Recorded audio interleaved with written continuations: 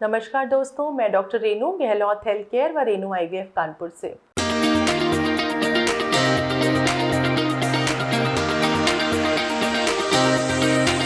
आज हम लोग बात करेंगे कि जब आप प्रेग्नेंट होते हैं तो ब्रेस्ट में क्या चेंजेस आते हैं, आपके स्तन में क्या चेंजेस आते हैं और उनकी केयर किस तरीके से करनी है।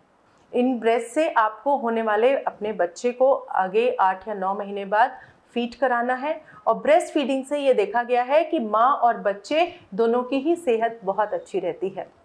बच्चे की ग्रोथ के लिए माँ का दूध अमृत समान है और यह भी देखने में आया है कि अगर आप ब्रेस्ट फीड अच्छे से कराती हैं तो आगे चलकर ब्रेस्ट कैंसर होने की संभावना बहुत कम होती है और आपके शेप में रहने की संभावना बहुत अधिक बढ़ जाती है।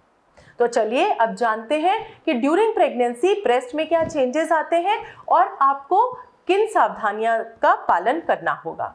जब आप कंसीव कर जाते हैं तो हार्मोन्स की वजह से ब्रेस्ट में टेंडरनेस या ब्रेस्ट में दर्द शुरू हो जाता है, ब्रेस्ट में भारीपन होना शुरू हो जाता है। यह प्रेगनेंसी के दौरान रिलीज होने वाले बहुत ज़्यादा प्रोजेस्टेरॉन हार्मोन की वजह से होता है। प्रोजेस्टेरॉन हार्मोन एक बहुत अच्छा न्यूट्रिशन है जो आपकी प्रेगनेंसी को रोक कर रखा हुआ है और प्रेग्नेंट होने के बाद बहुत ज़्यादा मात्रा में रिलीज होता है, जिसकी वजह से ब्रेस्ट का साइज बढ़ता है और उसकी वजह से आपको दर्द महसूस होता है या ब्रेस्ट में फुलनेस महसूस होती है और लगातार यह ब्रेस्ट का साइज और निपल का साइज बढ़ता रहेगा। और यह भी देखने में आया है कि निपल के साइज के साथ साथ जो एरियोला होता है यानी कि निपल के आसपास का जो काला हिस्सा होता है वह भी बढ़ता है और थोड़ा पिगमेंटेशन भी बढ़ जाता है, यानी कि जो कालापन है वो अधिक हो जाता है निपल के आसपास। जैसे जैसे ब्रेस्ट का साइज बढ़ता है यह इम्पॉर्टेंट है कि आप अपनी जो ब्रेजियर है उसको बदलते रहें, अपने ब्रेस्ट के साइज के हिसाब से अपनी ब्रेजियर का साइज चेंज करें। और यह ज़रूरी है कि भारत जैसे देश में आप प्योर कॉटन की, सॉफ्ट कॉटन की ब्रेजियर का इस्तेमाल करेंगे। साथ ही साथ यह भी ज़रूरी है कि अगर आपको सफाई ही करनी है तो किसी भी तरीके का अल्कोहल सैनिटाइज़र या बहुत अत्यधिक साबुन, रैश साबुन या रफ साबुन का प्रयोग ना कीजिए। नहाते समय नॉर्मल माइल्ड सोप्स का प्रयोग कीजिए और अगर आपको वहाँ पर इरिटेशन महसूस होती है तो निप केयर जैसे कुछ मल्लम आते हैं या आप अपनी डॉक्टर को भी कंसल्ट कर सकती हैं, उसका अप्लाई कर सकती हैं। सिंपल वैसलीन का भी इस्तेमाल कर सकती हैं। विटामिन ई के कैप्सूल्स आप बादाम के तेल में मिलाकर उसको भी इस्तेमाल कर सकती हैं।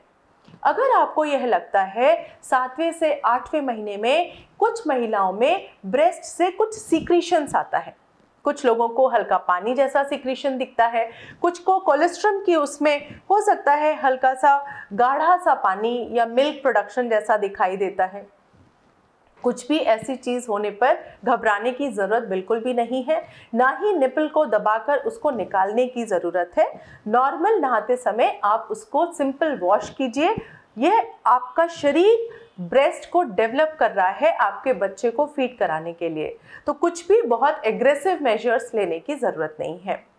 एक और इम्पॉर्टेंट चीज़ है जिसका ड्यूरिंग प्रेगनेंसी आखिरी के 3 महीनों में आपको ध्यान रखना है कि अगर आपके निपल धसे हुए हैं, अंदर की तरफ झुके हुए हैं, तो यह अक्लमंदी होगी कि आप निप केयर जैसा ऑइंटमेंट लेकर या बादाम का तेल लेकर अपने निपल को हल्के हाथों से ऊपर की तरफ इवर्ट करने की या बाहर निकालने की कोशिश कीजिए।